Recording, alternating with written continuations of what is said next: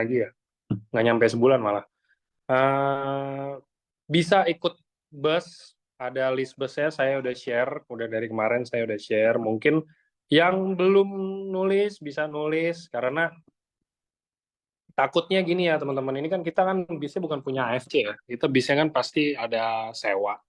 Kalau misalkan nanti dalam batas waktu tertentu teman-teman masih belum ngelis, tiba-tiba mungkin ngelisnya di akhir-akhir gitu kan, udah nggak keburu tuh, kita udah nggak bisa pesan lagi atau apa, apalagi kalau cuma satu orang. Kalau misalkan banyak mah nggak apa-apa ya, bisa-bisa aja. Cuman kalau kayak satu orang atau dua orang itu kayaknya kan susah. Jadi kalau bisa di list dari sekarang, jangan sampai ketinggalan, karena kita juga acaranya sebentar lagi, nggak lama lagi. Dan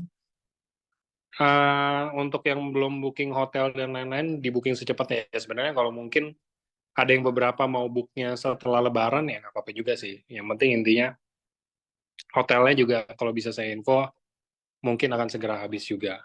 Kira-kira itu teman-teman untuk intermezzonya. Selamat sore semuanya yang baru-baru hadir. Bertambah terus karena hari ini kebetulan malam Paskah ya untuk kalau yang merayakan ya. Jadi ya, rata-rata pada persiapan mau acara gereja dan lain-lain, nggak masalah. Dan eh, besoknya juga hari Paskah, jadi nggak apa-apa, kita lanjut dulu acara hari ini, karena nanti di hari ini kita akan bahas, ini kan banyak yang minta biasanya tuh kayak hari Sabtu nih kita bahas produk, Sabtu ini kita bahas isu-isu kesehatan. Nah, masuk ke tema, hari ini kita akan bahas sesuatu yang mungkin belum dianggap serius, cuman udah masuk di beberapa artikel berita tentang kesehatan, baik artikel di online ataupun mungkin media cetak. Saya ada pernah lihat juga gitu kan. Jadi judulnya nih resistensi antibiotik. Mungkin bahasanya kurang awam memang. Cuman kalau yang dari yang saya tangkap, resistensi antibiotik ini nih maksudnya kita udah kebal sama antibiotik. Jadi kayak teman-teman sekarang perhatiin deh, kalau misalkan kita sakit ya, kita sakit, kita ke klinik, kita ke puskesmas, atau kita ke dokter gitu ya. Rata-rata pasti kalau dikasih obat itu pasti ada aja antibiotik.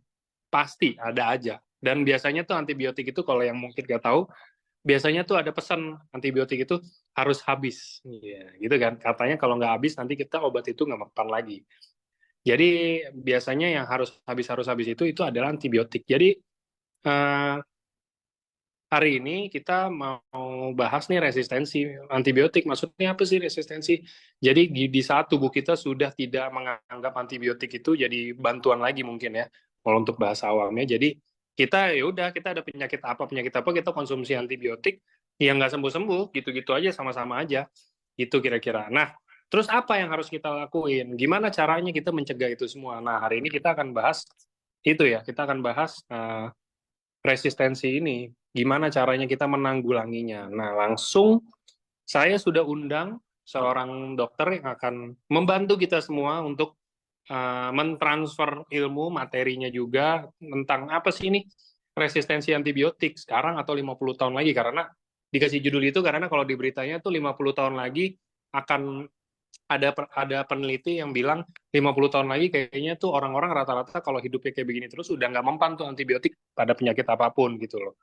Itu beritanya. Nah, hari ini kita mau bahas, bener nggak sih kayak begitu? Udah hadir bareng sama kita, teman-teman. Menunggu kawan-kawan kita juga sekalian yang lagi ngabuburit, menghabiskan waktu untuk menunggu buka puasa juga sekalian, ya kan? Kita akan belajar bareng tentang antibiotik ini. Langsung aja, sudah hadir ada Dr. Trevino. Selamat sore, dokter. Selamat sore, Mas Angga. Selamat sore teman-teman semua yang Oke, hebat-hebat semua. Sabtu-Sabtu masih mau belajar. ya. Oke, dokter. Jadi boleh dok, sebelum kita mulai intermezzo sedikit dulu dok. Kalau dari sisi pandang seorang dokter, apa sih maksudnya resistensi antibiotik? Ada beritanya katanya 50 tahun lagi kita akan semuanya, orang Indonesia, mungkin orang luar negeri juga, semuanya tuh antibiotik nggak akan mempan lagi. Itu gimana maksudnya dok? Ya, resistensi itu jadi maksudnya kuman-kuman yang seharusnya masih bisa mempan ya dikasih antibiotik tertentu terus jadi kebal, nggak bisa mempan lagi. Dan memang ini kaitan dengan pembicaraan nanti bahwa penggunaan antibiotik yang mungkin berlebihan Itu menyebabkan kuman-kuman yang tadinya bisa mati oleh antibiotik tertentu akhirnya malah nggak bisa. Dan ini kalau terus dibiarkan praktek seperti ini, maka kemungkinan besar akhirnya harus cari terus antibiotik yang baru, ya. Bahkan mungkin jadinya malah kita nggak tahu deh kumannya akan seperti apa. Jadi kita harus cari antibiotik lagi yang baru atau sama sekali nggak ada antibiotik lagi yang mempan kepada kuman-kuman yang ada sekarang ini. Kira-kira sih kayak gitu ya gambarannya ke depan ini. Oke, kalau gitu silakan langsung dimulai, dokter. Baik, saya share screen dulu. Ya,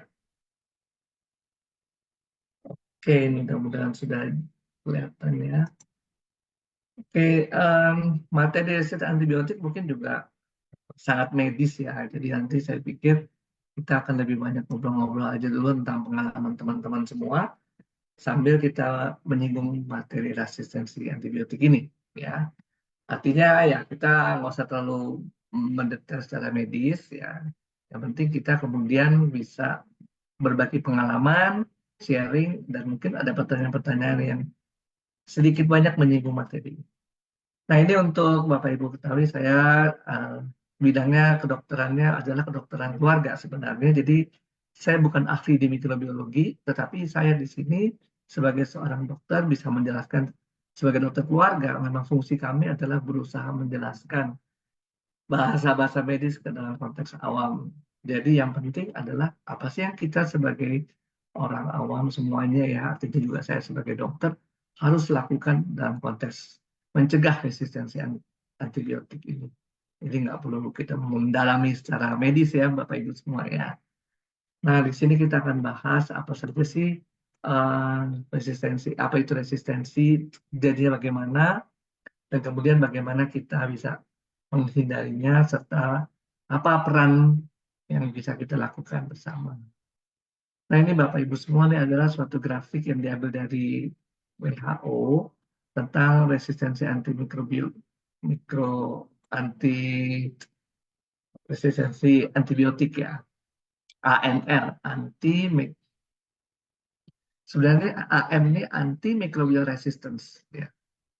Jadi kalau Bapak Ibu lihat sini ini adalah daftar negara-negara dan ini adalah kasus mortality, ya, kematian yang diasosiasikan dengan resistensi terhadap antibiotik ya, antimikrobial. Ini saya suka ketuk-ketuk karena kita biasa ngomong antibiotik, sementara di sini AMR, antimicrobial resistance, yaitu bicara gennya sebenarnya.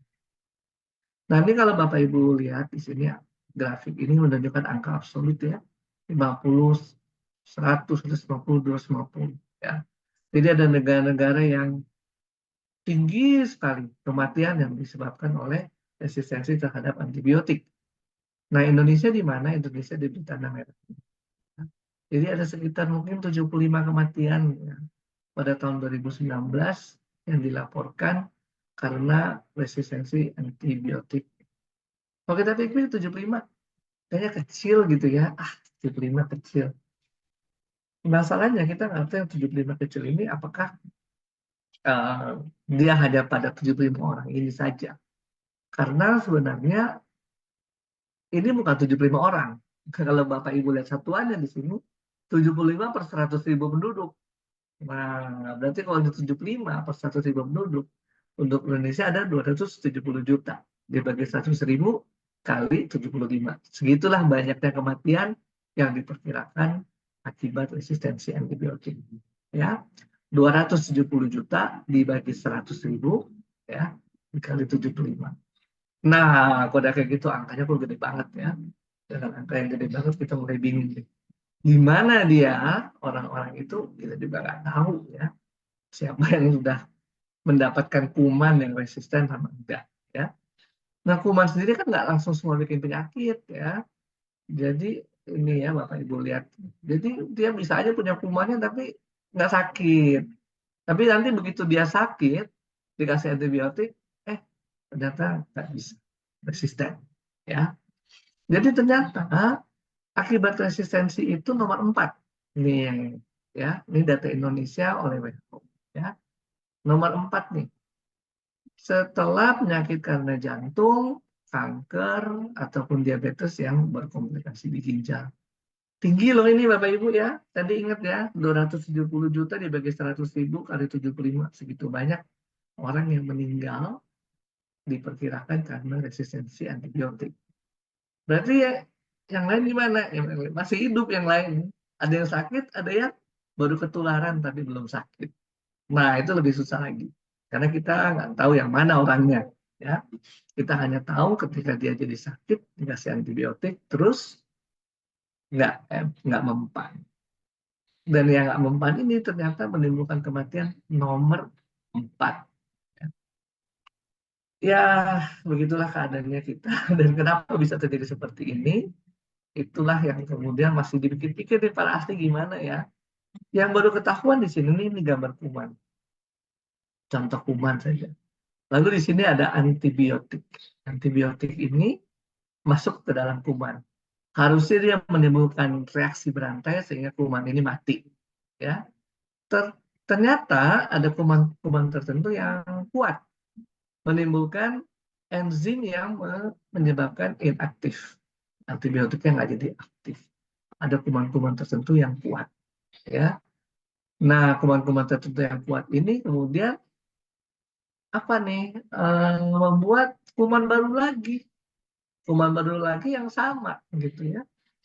Jadi kalau misalnya kita nih makan antibiotik ya, amoksisilin misalnya, dalam 1000 kuman dalam tubuh kita mungkin ada 900 kuman yang mati karena amoksisilin, sisanya 10%, 100 nggak mati karena amoksisilin ya. Nah yang 100 nggak mati karena amoksisilin ini kemudian bisa berkembang biak ya. Hanya bedanya barangkali orang tertentu daya tahan tubuhnya bagus, yang ini daya tahan tubuhnya lebih bagus lagi, sehingga 100 kuman yang nggak mati karena antibiotik nggak bikin penyakit, bisa terlokalisir atau bahkan dibunuh oleh daya tahan tubuh kita sendiri.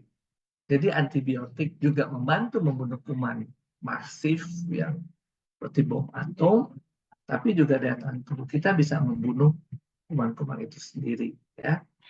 Dan juga ada teman-teman dalam tubuh kita yang bisa membantu supaya antibiotik kuman-kuman ini bisa dibunuh. Jadi kita nih nggak bekerja karena obat toh ya.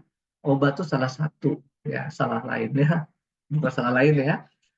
Yang menimbulkan mekanisme bisa membunuh mikroba adalah faktor daya tahan tubuh. Lalu ada teman-teman kita yang disebut dengan probiotik dan juga adalah obat. Jadi kita punya banyak partner ya. Nah sekali lagi ada kuman-kuman tertentu yang sudah kuat bisa menimbulkan enzim yang menginaktivasi si antibiotik. Akibatnya apa? Akibatnya antibiotik itu tak mempan dan kuman-kuman itu hidup. Ya, kalau dia nggak hidup berarti dia mati oleh daya tahan tubuh kita. Ada sebagian yang kuat itu kemudian bisa dia membelah diri kayak gini. Dia sama kayak sel tubuh kita. 1 jadi 2, 2 jadi 4, 4 jadi 8, 8 jadi 16, dan selanjutnya. Ya. Jadi kalau kuman itu mau bikin penyakit juga perlu jumlah. Ya, jadi perlu ada kompi atau batalion barangkali yang menyerang organ tubuh sehingga sakit. Ya. Jadi perlu bakteri-bakteri yang kuat dan bakteri-bakteri harus menjadi mayoritas. Harus menjadi mayoritas sehingga kemudian dia menyerang alat tubuh tertentu, organ tubuh tertentu sehingga kemudian timbul penyakit. Jadi kemudian ketika mayoritas bakteri ini yang menyerang, baru ketahuan, aduh, dikasih amox nggak bisa ya, dikasih penicillin yang lain nggak bisa, atau mungkin udah dikasih antibiotik yang ini kok nggak kena antibiotik ini juga nggak mati. Wah, terjadi resistensi. Dites benar. 10 antibiotik dikasih di laboratorium dites, waduh 10-10-nya resisten, kebal ya. Jadi ini terjadi karena ada tadi antibiotik yang sudah mengekspos kumpulan penyakit tertentu ya, kuman tertentu ya, makanya kemudian kalau tadi disinggung kalau dikasih obat Dosisnya harus habis ya, memang harus habis. Karena itu yang diperhitungkan oleh dokter akan membuat 900%, 90% sebagai besar kuman-kuman mati. Tinggal yang kecil-kecil ini kita serahkan fungsinya oleh daya tahan tubuh atau oleh partner kita yang lain yang saya mau cerita di sini, yaitu probiotik atau mikrobiota yang lain. Ini gambar usus nih bagian dalam. Ya, saya pernah menyajikan dalam kegiatan yang lain. Lalu di sini adalah bakteri-bakteri yang jahat dan bakteri-bakteri yang baik yang mana hijau ini yang kita sebut sebagai probiotik. Nah, probiotik itu punya mekanisme melepaskan zat-zat yang kemudian bisa bersaing nih dengan si patogen ini. Bersaing merebutin makanan, bersaing. Karena ini kan juga kuman-kuman mau hidup ya. Jadi dia rebutan mau makanan dalam usus juga. Cuma bedanya probiotik ini merebut makanan kita, tapi dia tidak membuat kita rusak. Dia tidak membuat kita sakit. Bedanya dengan patogen, dia ngambil makanan kita dan membuat kita sakit. Probiotik itu justru melindungi. Ya. Nah, akhirnya kalau dia melepaskan zat-zat seperti ini, patogennya kena, patogennya mati. Tapi di lain sisi, ya, lain sisi juga dia menginduksi ini nih, terbentuknya antibodi-antibodi khusus yang kira-kira juga bisa menyerang para patogen. Sehingga kemudian probiotik ini melindungi usus kita, bukan cuma di usus ya, ada di kulit, paru-paru, ya, saluran nafas, melindungi sel-sel tubuh sehingga tidak mudah sakit. Inilah yang namanya probiotik. Jadi teman-teman, kita itu punya perlindungan yang kuat dengan probiotik, terutama mungkin di usus ya. Dan kenapa kita di sini juga punya produk yang hebat? Karena di dalam produk itu ada probiotik. Probiotik ini merupakan alternatif selain kita harus mengkonsumsi antibiotik tadi. Ya. Karena itu Bapak Ibu, makin banyak kita makan probiotik, makin banyak pesaingnya kuman-kuman patogen ini, kuman-kuman yang jahat ini, ya. Sehingga kita nggak membutuhkan antibiotik, ya. Tapi cukup dengan secara alami bersaing antara probiotik dan kuman patogen. Kalau dia jumlahnya lebih sedikit, tentu dia terlokalisir. Dia tidak akan menimbulkan penyakit. Sekali lagi, si kuman patogen juga nggak bisa kalau jumlahnya sedikit menimbulkan penyakit. Kalah dia. Dia harus banyak kompinya, harus punya kesempatan makan, memperbanyak diri, baru dia bisa menyerang tubuh kita. Makanya kita bikin pesaingnya probiotik. Di samping itu juga kita mempunyai produk yang hebat karena mengandung antioksidan yang melindungi tubuh kita sehingga kemudian tubuh kita itu juga tidak mudah rusak dengan adanya radang yang ditimbulkan oleh atau diinduksi oleh adanya patogen tersebut. Nah, saya kira mungkin itu aja deh teman-teman untuk ke depan. Apa sih yang bisa kita lakukan? Ya kita nggak harus terlalu banyak konsumsi ya, itu antibiotik ya. Dan itu memang juga kalau saya sendiri kalau praktek ya, saya selalu bilang, ini kondisinya kayak gini, kayaknya sih belum perlu antibiotik nih ya. Kita biasa aja dulu lah gitu ya, nggak usah pakai antibiotik dulu. Saya selalu bilang begitu. Jadi 2-3 hari kita lihat perkembangannya. Kalau ternyata makin parah, baru saya berikan antibiotik. Tapi nggak semua dokter menganjurkan seperti itu. Ada dokter yang mungkin lebih cepat memberikan antibiotik. Jadi peran kita apa ya? Peran kita bertanya benar. Baik-baik lagi tanya dok, apakah sudah perlu atau belum. Itu satu. Yang kedua, jangan nunggu sakit dong. Ya. Sebelum sakit, masih sehat-sehat, minumlah probiotik. Probiotik yang banyak dengan antioksidan yang banyak akan membantu melindungi sel-sel tubuh kita sehingga tidak mudah rusak. Nah, saya kira teman-teman mungkin lebih banyak kita tanya jawab saja ya, enggak ya. Sehingga nanti kalau ada kasus-kasus yang menarik juga menyinggung pembicaraan kita pada hari ini, tentu kita bisa lebih mendalami lagi, bahkan kita dengan contoh-contoh itu juga bisa kemudian mengedukasi teman-teman kita sesama pengguna produk AFC ini. Terima kasih. Yuk Pak Moderator, mangga silakan diteruskan. Enggak tanya jawab. Mungkin juga sekalian ya, kalau misalnya teman-teman mungkin ada yang mau ke gereja dan sebagainya, Jadi kita bisa lebih banyak diskusi saja di sini untuk waktu yang masih ada. Pak Moderator, silakan.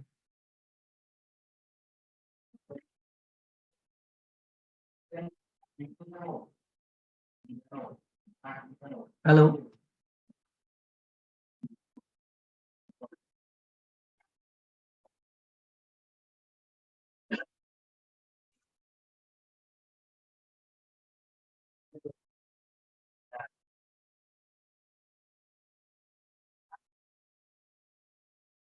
Halo.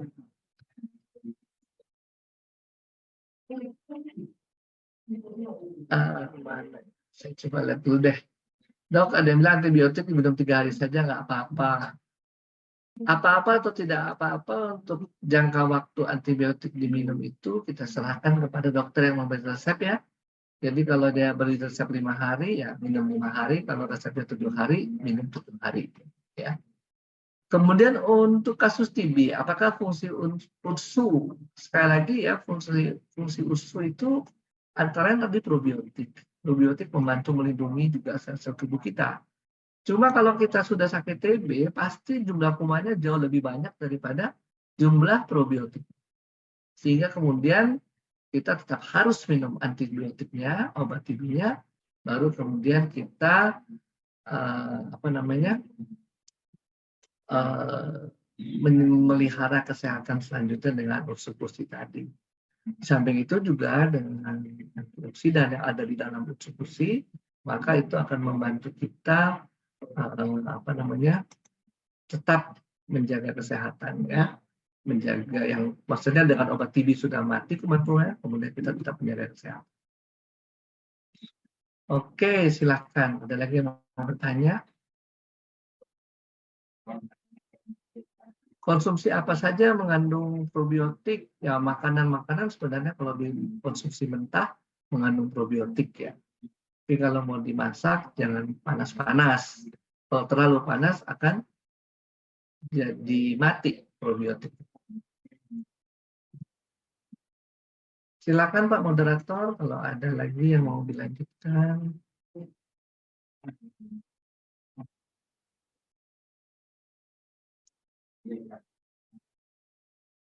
Masa enggak? Halo. Atau mungkin kalau ada yang mau nanya boleh angkat langsung unmute saja. Silakan.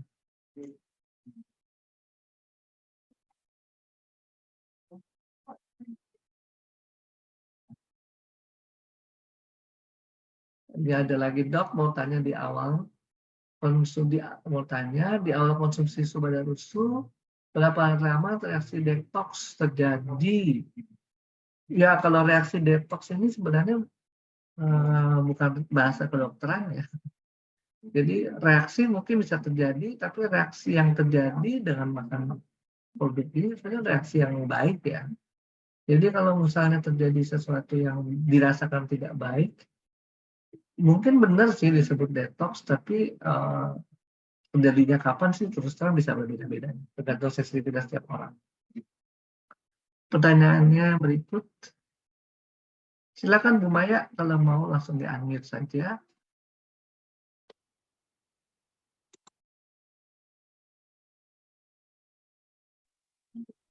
Selamat sore dok. Sore Bu Maya.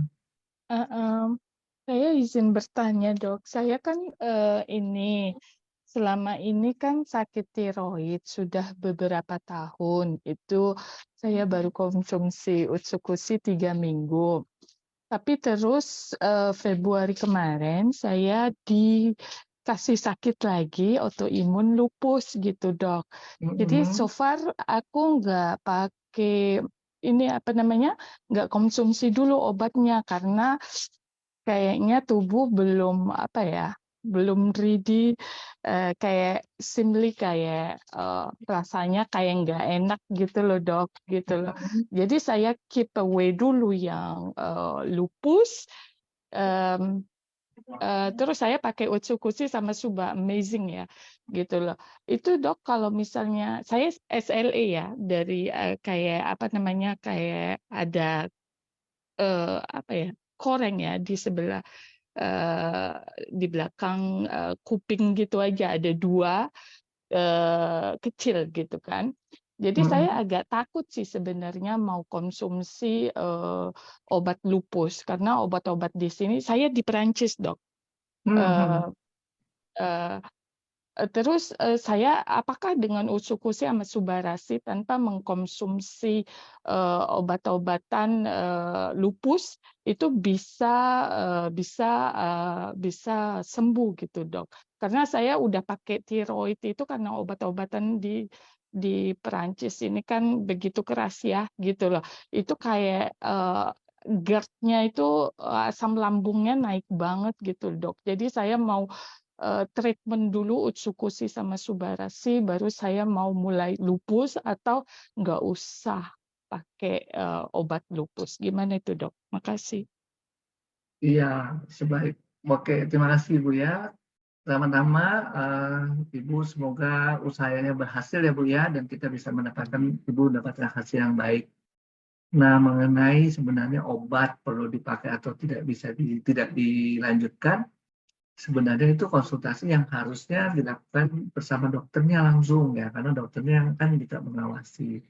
Memang kalau obat-obatan autoimun ini kadang kita juga khawatir ya, dan itu mungkin bisa dibicarakan bersama dengan dokter yang menangani. Kemudian kalau dengan produk yang ada di sini, saya mungkin juga cukup sering menyatakan ya bahwa antioksidan ini penting di dalam mengatasi reaksi peradangan. Jadi penting kalau kita mengerti fungsinya. Sedangkan mungkin obat-obat tertentu adalah menekan fungsi imunitas. Itu obat-obatan yang diberikan untuk lupus. Jadi beda fungsi, sehingga kalau dikombinasi mungkin hasilnya akan lebih optimal. Tapi kalau ada kekhawatiran, membuat kita akan lebih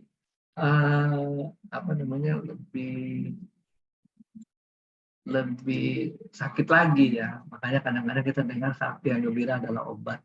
Jadi kekhawatiran pun juga perlu diatasi. Nah ini yang kemudian kita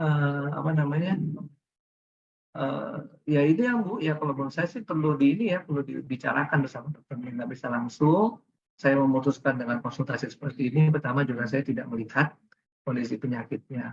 Tapi yang saya bisa gambarkan di sini adalah pekerjaannya beda ya, tugasnya beda. Sehingga itu justru saling melengkapi. Itu sih yang saya bisa tambahkan. Dan kekhawatiran Ibu tentang dampak dari obat-obatan mungkin bisa dibicarakan untuk apakah obat di stop dan sebagainya. Terima kasih.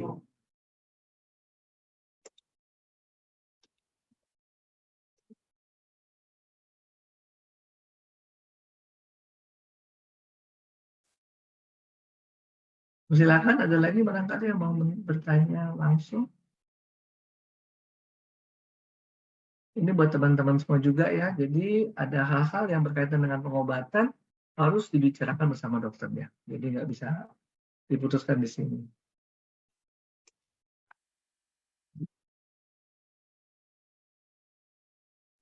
Oke, apakah masih ada lagi teman-teman?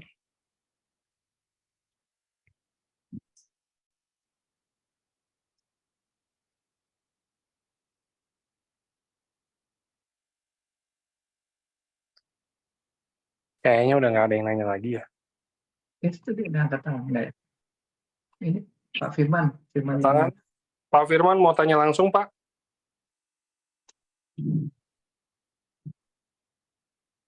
Nah, udah buka. Oh, oke. Ini kayaknya ibunya yang ini nih. Bentar, saya ini dulu.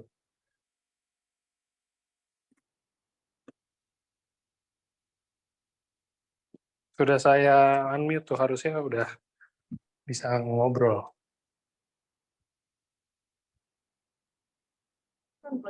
Oh iya, selamat sore, terima kasih sudah diberi kesempatan.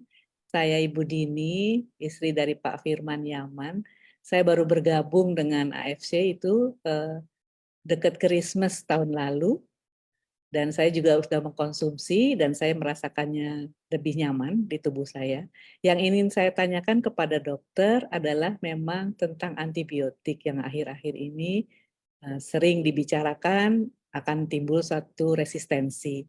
Bagaimana kaidah kalau kita menggunakan utsukusi itu apakah terpengaruh kalau seseorang dokter memberikan antibiotik pada diri kita? Itu yang saya tanyakan ke satu. Dan kedua adalah bagaimana reaksi daripada tubuh kita kalau seandainya kita tidak menggunakan antibiotik yang dianjurkan oleh dokter, kita hanya menggunakan Soxsubarasi dan utsukusi. Terima kasih banyak, dokter. Baik. Jadi sebenarnya kalau ini dari sudut pandang dokter dulu ya Bu ya. Ya. Kalau kami meresepkan obat ini, kami pasti melihat itu adalah sesuatu yang paling dibutuhkan saat ini, nomor satu ya. Dibutuhkan karena memang bedanya obat dengan SOP Subarasi ini adalah obat ini punya target. Misalnya kalau ada 1000 kuman, dengan obat diharapkan 990 kuman habis mati. Tapi kalau SOP Subarasi ini memang juga tadi ada fungsi probiotik misalnya. Ya. Nah, fungsi probiotik itu bisa membantu membunuh kuman-kuman dengan cara persaingan. Ya. Hanya kan aktivitasnya akan lebih lama daripada obat. Kalau obat tuh langsung kayak peluru menembus ya kuman-kuman tersebut. Tapi kalau ini ada kuman lain nih, ada pesaing, rebutan makanan, akan membunuh juga, tapi armadanya harus lebih besar. Jadi karena itu saya lebih menganjurkan penggunaan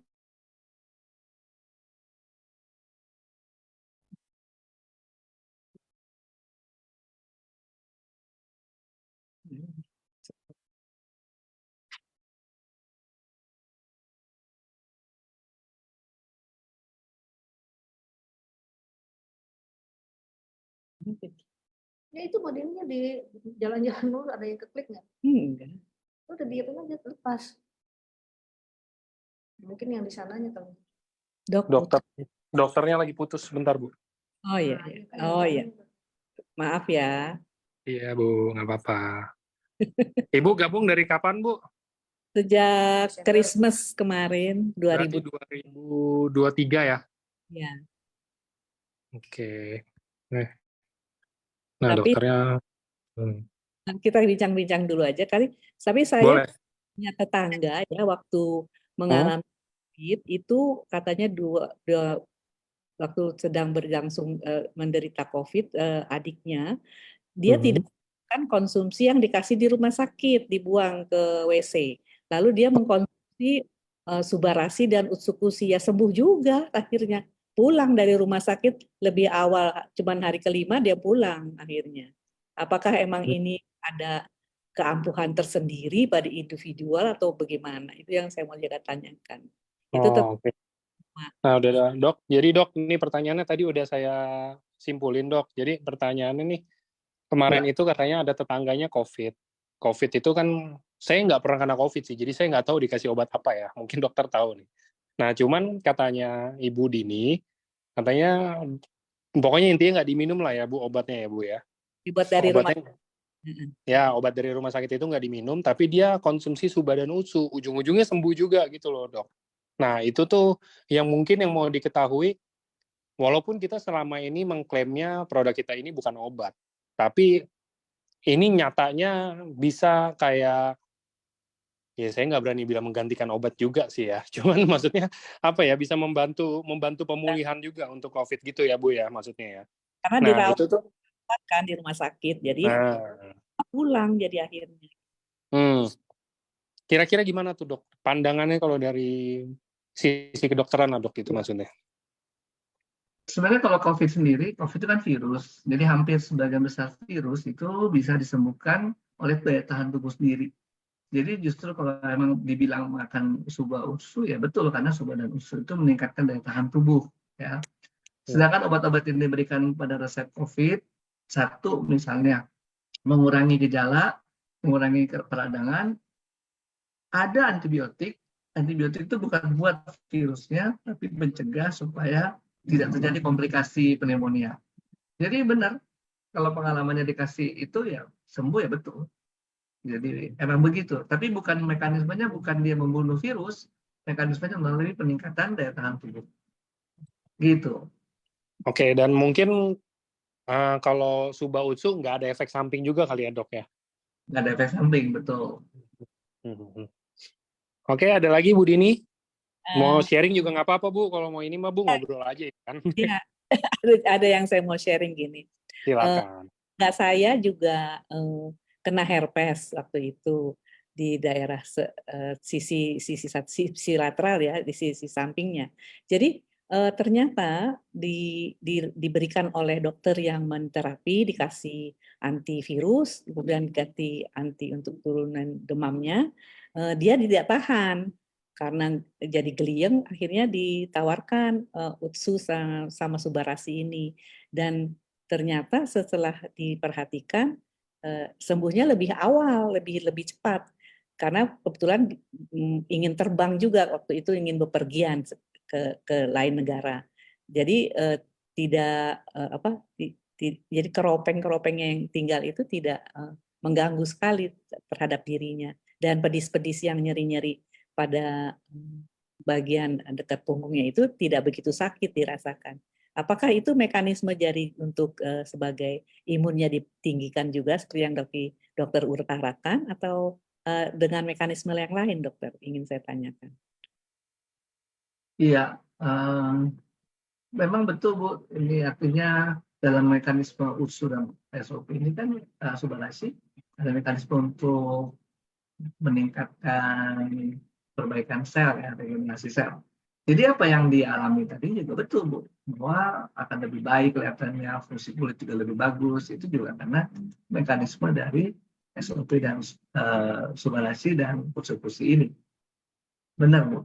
Dan juga kalau tadi bicara virus tetap, ini kan contohnya tadi virus juga ya, yang kedua, itu juga tetap membutuhkan daya tahan tubuh kita. Daya tahan tubuh kita itulah yang membuat kemudian produk-produk SOP dan Utsu itu yang meningkatkan daya tahan tubuh kita, sehingga daya tahan tubuh kita bisa kuat menghadapi virus-virus tersebut. Makasih Bu. Ya, sama-sama. Saya juga terima kasih banyak dokter sudah dijelaskan. Sama. Ada juga saya bertanya lagi karena nggak ada yang nanya nih. Jadi gini, kalau seandainya kan sekarang kita nih iklim pancaroba ya, kadang panas tinggi itu, kadang hujan deres-deres. Nah itu banyak orang juga mengalami demam. Apakah kalau dia berobat ke dokter pasti dikasih antibiotik kalau umpamanya tinggi sekali. Nah ini bisa nggak sebagai pilihan terapi untuk yang masih sekolah lah, anak-anak remaja gitu, atau anak-anak SD? Itu ingin saya tanyakan. Terima kasih dokter. Apanya Bu yang anak-anak kasih, maaf tadi Jadi agak kepotong.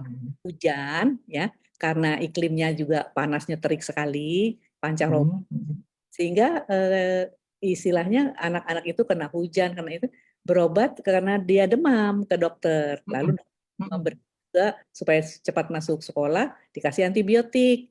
Nah, tapi orang tuanya tidak memberikan, cuma disuruh minum cairan yang banyak, minum bikin sup, misalnya sup ceker kayak gitu, dikasih Utsu sama Subarasi. Nah, kemudian memang ternyata lebih cepat pulih juga dibandingkan sebelumnya orang tuanya suka mengasih antibiotik. Itu yang perlu apakah bagus untuk anak SD atau anak SMP pemberian Utsu dan Suba ini. Makasih dokter. Ya, baik Bu. Pertama, terima kasih pengalaman sharingnya Bu ya. Kalau orang demam, obatnya obat demam, jadi bukan antibiotik ya. Jadi kalau ada yang minum antibiotik supaya demamnya turun, sebenarnya salah ya. Orang demam yang harus kasih obat demam, dan nggak semua demam karena infeksi akibat dari bakteri ya. Sehingga benar kalau pengalaman yang tadi, dikasih makan yang bagus, dikasih probiotik apa semua itu juga bagus. Nggak semuanya harus pakai antibiotik. Terima kasih Bu. Sama-sama. Terima kasih banyak dokter. Oke, terima kasih untuk pertanyaannya. Jadi itu ya teman-teman, jadi tadi ada sharing juga, ada pertanyaan juga. Jadi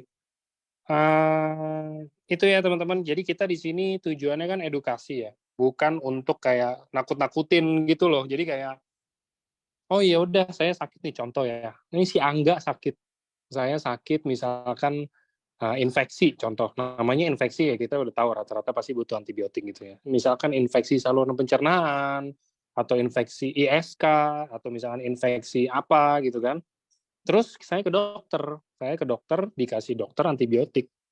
Jangan karena kita dengar tema hari ini, terus nanti langsung mungkin jadi saya nggak mau konsumsi antibiotik, atau misalkan saya malah langsung ngomong ke dokter, dok tapi ini antibiotik nanti saya resisten, itu jangan tuh.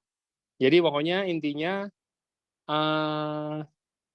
ikutin arus aja. Kalau misalkan memang namanya kita udah lagi sakit, kita pasti ke dokter, kita pasti ke rumah sakit, kita pasti ke klinik dan lain-lain yang akan ditangani oleh dokter.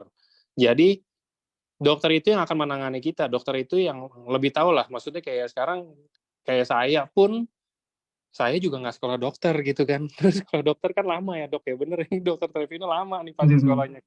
Banyak Iya, ilmu-ilmu dan pengalaman-pengalaman yang yang pasti dokter Trevino tuh udah ada duluan maksudnya. Jadi dia tuh tahu kira-kira mungkin dibutuhkan seperti apa. Kalau memang kita dikasih antibiotik, ya untuk saat ini ya kita percaya aja lah. Maksudnya dikasih apa ya toh kita akan sembuh juga. Nah untuk kasus resistensi ini nih ditujukan untuk yang sebenarnya menurut saya tidak terlalu perlu banget. Maksudnya apa tuh tidak terlalu perlu? Kalau misalnya kita ke rumah sakit, kita dikasih resep untuk antibiotik, ya itu kita mau gak mau kita harus minum, suka atau tidak suka, karena itu ya emang kita namanya kita sakit ke rumah sakit ditangani dokter, masa kita nggak mau dengerin dokternya? Buat apa kita ke rumah sakit? Gitu kan sebenarnya logikanya. Nah ini resistensi antibiotik ditujukan untuk yang sebenarnya mungkin nggak ke klinik atau nggak ada resepnya atau apa, tapi mungkin menurut mereka kayak antibiotik ini kayaknya dosisnya rendah deh, kayaknya mendingan saya beli aja tanpa resep atau apa. Mungkin kebetulan udah ada juga yang kenal sama apoteker dan lain-lain, terus konsumsi juga, akhirnya beli sendiri atau apa. Tujuannya diarahin yang ke arah sana ya teman-teman. Jadi bukan untuk yang emang harusnya minum antibiotik terus kita bilang jangan, bukan. Justru ini kita mencegahnya untuk yang harusnya nggak konsumsi antibiotik, harusnya mungkin gangguan kesehatan ini yang normal-normal aja, cuman karena dia mungkin namanya udah kebiasaan ya, udah kebiasaan hajar antibiotik, udah kebiasaan minum obat-obat tertentu. Nah, ini mungkin yang bisa dikurangin dengan mungkin diganti dengan nutrisi-nutrisi dari makanan kesehatan tentunya. Makanan kesehatannya itu nggak selalu dari Subarashi dan Utsukushi doang. Makanan kesehatan itu bisa dari berbagai macam, ada buah, ada sayur, ada makan daging, apa segala macam, dan pola hidupnya juga gitu kan.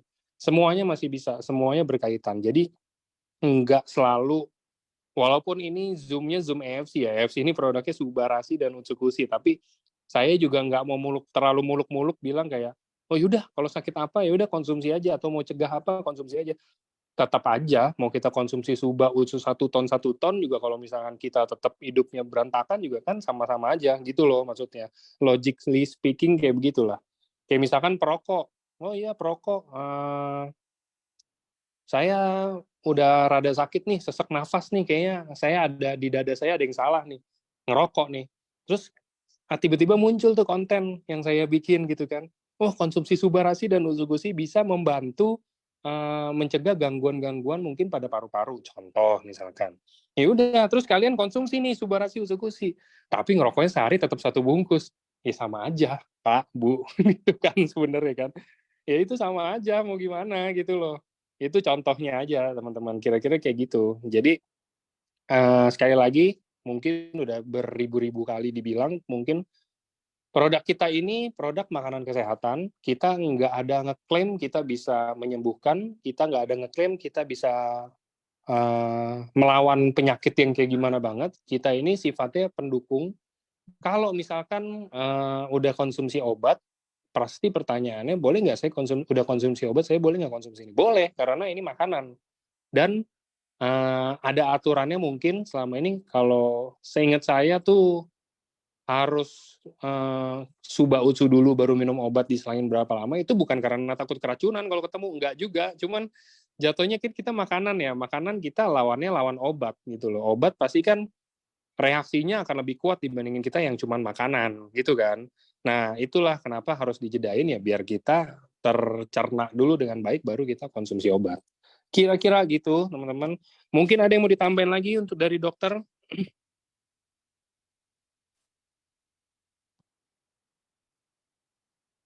Dok?